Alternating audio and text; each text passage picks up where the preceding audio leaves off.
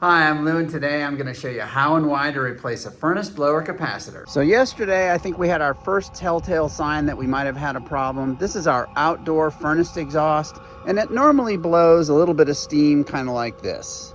Yesterday, for some reason, it was 2 to 3 times that much, just billowing steam, and I wasn't sure why. In hindsight, I think this was a sign that our blower motor inside was not working very well. This morning, I noticed an electrical burning smell coming from our vents. My capacitor's on fire. Find your master switch and turn your furnace off. So we just slide this out. Yeah, definitely shot. By the way, there's quite a bit of energy stored up in these things, so don't ever put your fingers across both terminals. Pull off your connectors with the long nose pliers.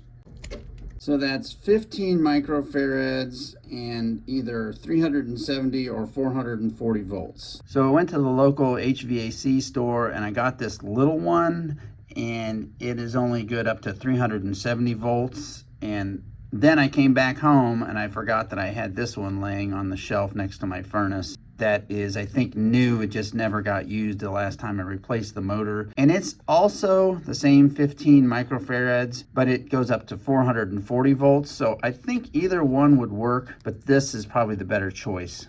You can also get these on Amazon for about 10 bucks, and I'll post the link in my video description. These definitely have black smoke on the outside, but on the inside, they're still quite clean, so they don't need to be replaced. So just put one terminal on each side. Slide this guy back in. And now the blower motor is running great and the cap's not on fire. And we can actually watch it start up. There's the glow. And there comes the gas. And we've got flames and heat. So there you can see we've got nice airflow and there's warm heat coming out of the vent.